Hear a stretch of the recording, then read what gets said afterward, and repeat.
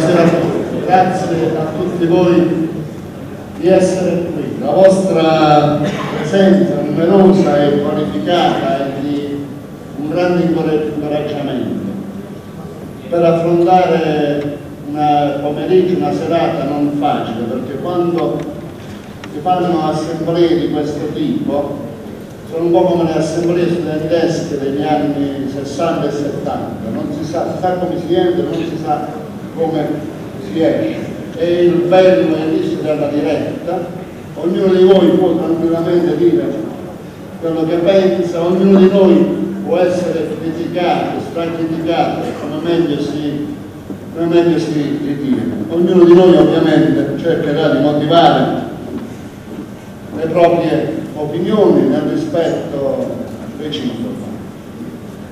Questa non è un'assemblea fatta per dividere, non è un'assemblea fatta contro nessuno, è un'assemblea fatta per unire. Da qui parte un appello a tutti.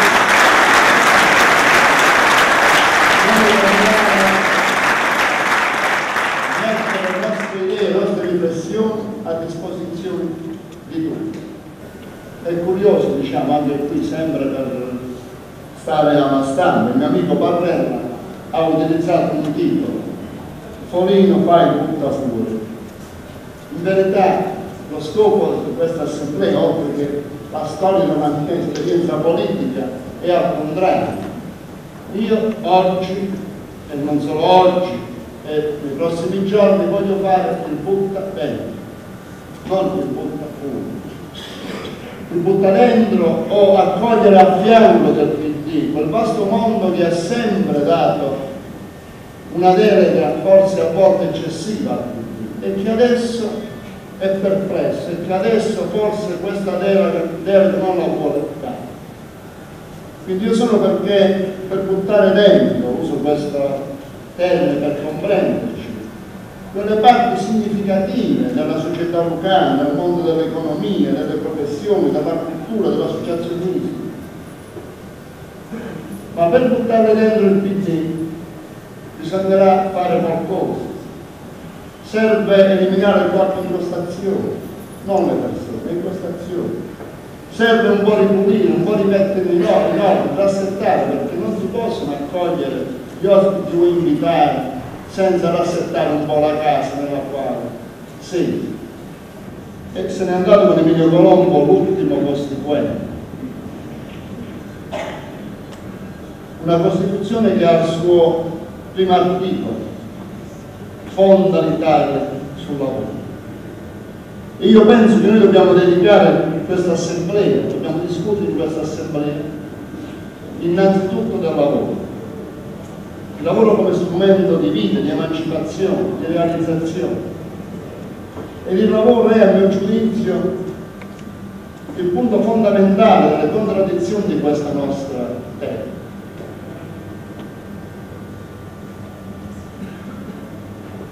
E permettetemi, consentitemi di dedicare questa assemblea al lavoro e ai lavoratori. Lo stesso giorno in cui è morto Emilio Colombo, è morto un altro lucano, un ragazzo di 18 anni, appassionato di cani, e per stare vicino ai cani ci lavorava con i cani. Le contraddizioni drammatiche della storia a volte ci portano a questi incroci. Io parlerò molto degli incroci della Basilicata con la storia. E in quello stesso giorno moriva questo ragazzo. Io ho potuto vedere dal profilo Facebook di mia figlia ed apprezzare come tanti ragazzi, tanti giovani con parole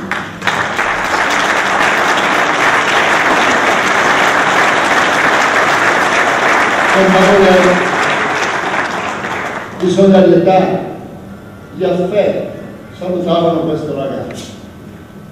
E mi sono chiesto come questi nostri giovani, come questo fatto, questo evento così tragico, colpisce i nostri giovani, come si interrogano, che risposta si danno rispetto al futuro difficile che vedono di fronte a loro, di fronte al lavoro che non c'è, che forse non ci sarà, ma anche di fronte al lavoro che c'è e al lavoro che uscì.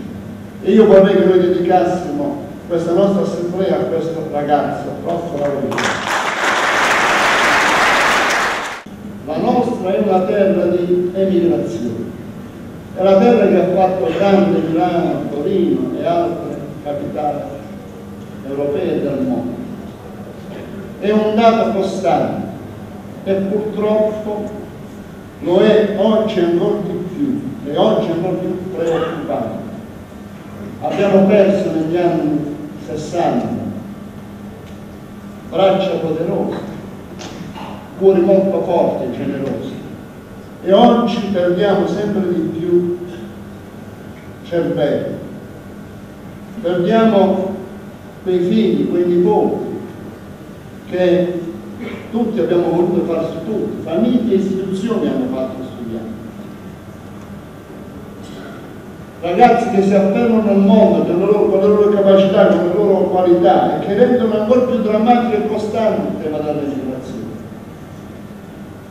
Dobbiamo continuare ad investire sull'istruzione, dobbiamo dare ai nostri figli la possibilità di affermarsi nel mondo, ma non possiamo esimerci da rilevare che tuttora presentiamo degli elementi di sottosviluppo e di povertà e non si sono ancora create le condizioni per poter far rimanere non tutti, ma più giovani a lavorare nella nostra terra. Non siamo riusciti a creare le condizioni anche per accogliere sulla via del ritorno coloro che hanno fatto grandi esperienze fuori da questa nostra terra. Abbiamo un modello di consumo che oramai allontana sempre di più il produttore dal consumatore, anche nei servizi e anche nei negozi. E quanto più è distante la distanza tra produttore e consumatore, tanto più si crea disoccupazione.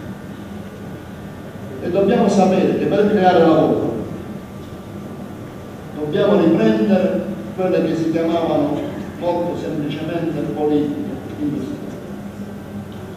Ed io penso che quando esaminiamo la condizione di crisi, la drammatica condizione di crisi dei lavoratori cinquantenni e dei giovani in questa regione, noi stiamo nell'epilogo, nell'incrocio più complicato tra la Basilicata, l'Italia e l'Europa.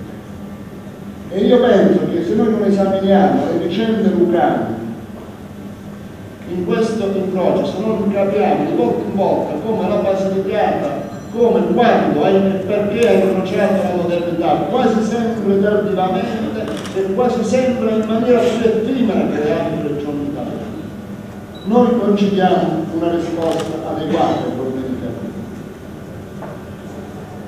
abbiamo. E quando abbiamo incrociato noi la modernità di un mondo oltre le migrazioni, che purtroppo è il dato costante dell'incrocio con la modernità, l'abbiamo incrociata dal punto di vista dello sviluppo industriale proprio con la Valvasena,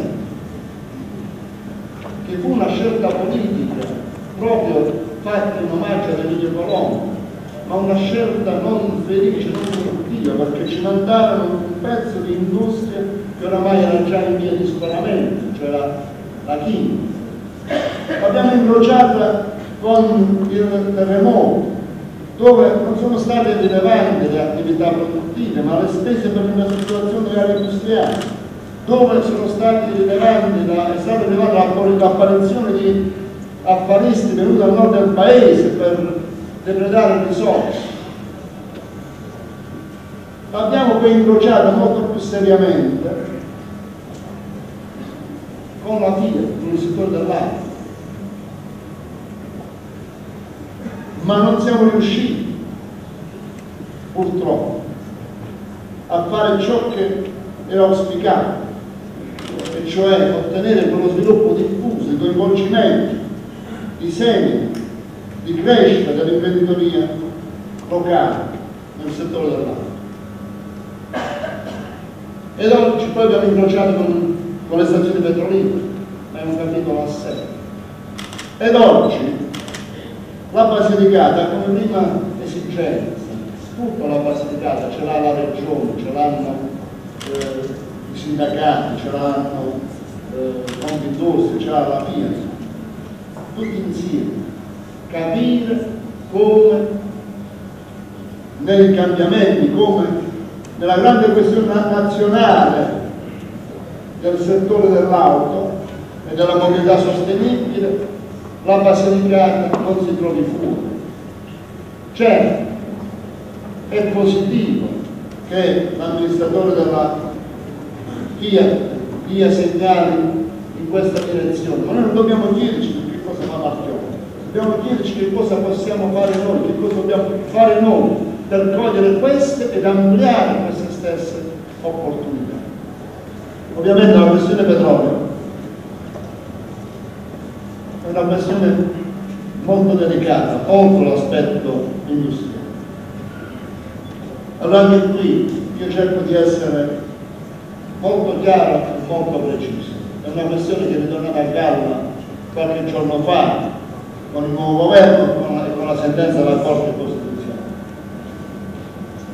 Prima la salute, prima l'ambiente, prima i diritti dei cittadini. Abbiamo gli strumenti, abbiamo le energie, dobbiamo recuperare la credibilità, anche chiamando in campo autorità accademiche di livello nazionale ed internazionale, validando i processi di controllo. Ma nessuno può pensare, se non ragioniamo a mente, di bloccare le estrazioni previste, Valdai e Mars.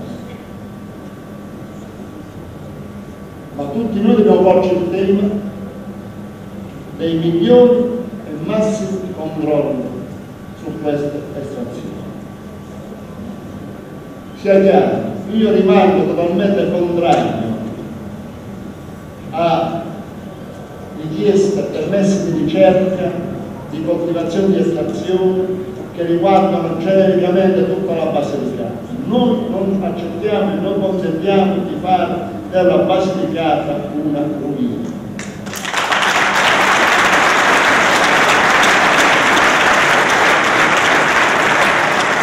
Ma dobbiamo usare gli strumenti e le argomentazioni giuste.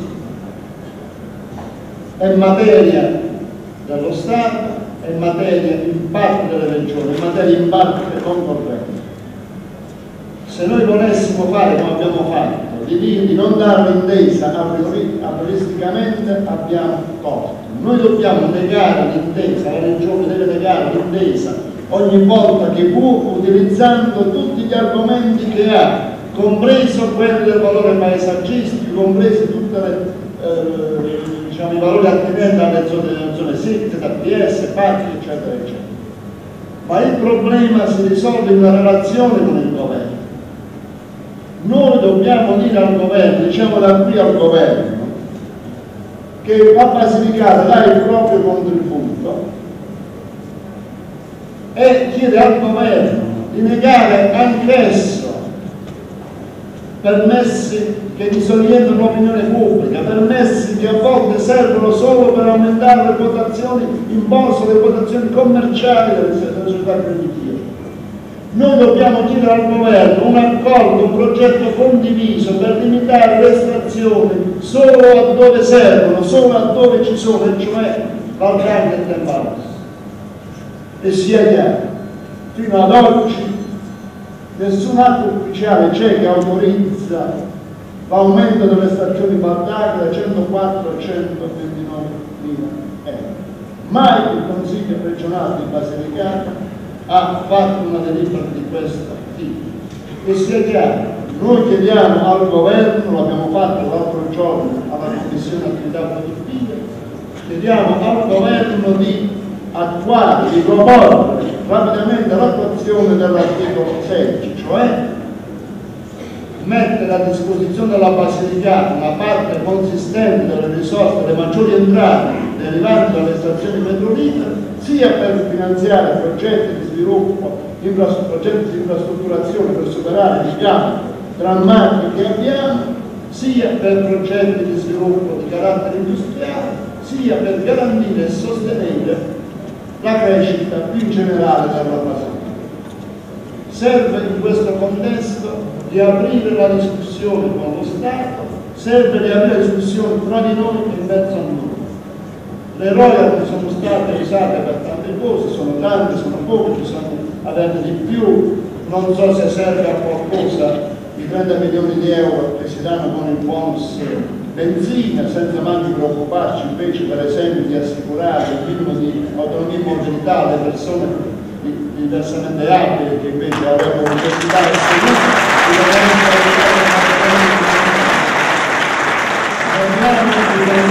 di definire in maniera equa, contemperando gli interessi delle popolazioni, delle comunità che insistono sui bacini di estrazione con gli interessi generali della regione, esattamente come si sta facendo.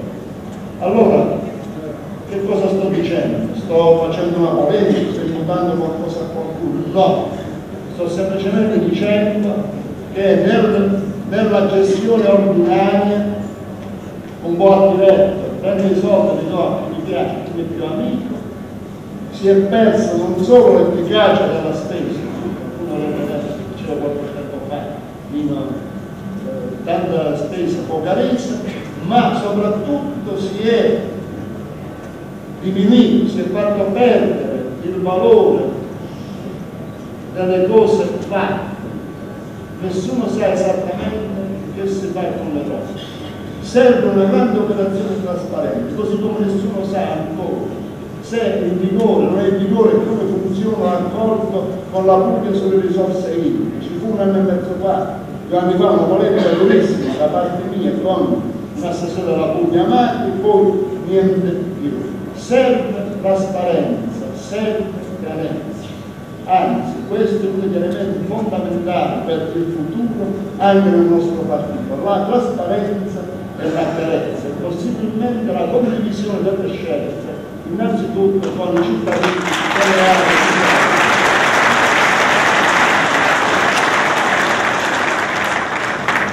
E allora noi incrociamo la modernità, in questo caso in senso problematico, con il petrolio. Incrociamo la modernità in senso problematico con le opere, incrociamo la modernità in senso problematico con altre attività connesse alle energie alternative, senza benefici adeguati per le nostre comunità, senza che abbiamo fatto quelle azioni che potevamo e dovevamo fare, anche di concertazione con le forze imprenditoriali e con le forze sociali. Ora, queste cose qui, se non ce le vogliamo dire tra di noi, che cosa mettiamocene di non abbiamo? Pensiamo veramente di metterci dietro il dito. Così come abbiamo incrociato un cambiamento epocale rispetto all'agricoltura. Una politica comunitaria, una politica europea sbagliata, una politica europea dopo Marcona totalmente sbagliata. Oggi non c'è bene più prezioso che le produzioni agroalimentari di qualità. I grandi gruppi investono, i grandi gruppi finanziari mondiali comprano i terreni nel Sud America, in Africa. E noi per una politica scellerata abbiamo man mano abbandonato la nostra agricoltura fino a perdere le capacità professionali diffuse.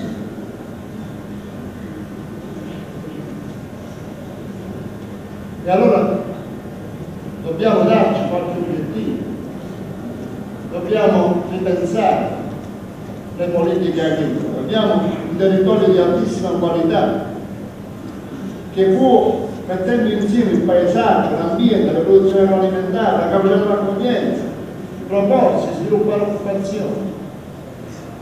E anche qui ci possiamo nascondere dal limite, vi domando, vi chiedo, abbiamo fatto in questi anni quello che dovevamo fare? Abbiamo risolto i problemi della governance agricola, abbiamo risolto i problemi dei consorzi bonifici, abbiamo risolto le questioni dell'ASSE, o ci siamo trascinati lungamente e stancamente su queste questioni.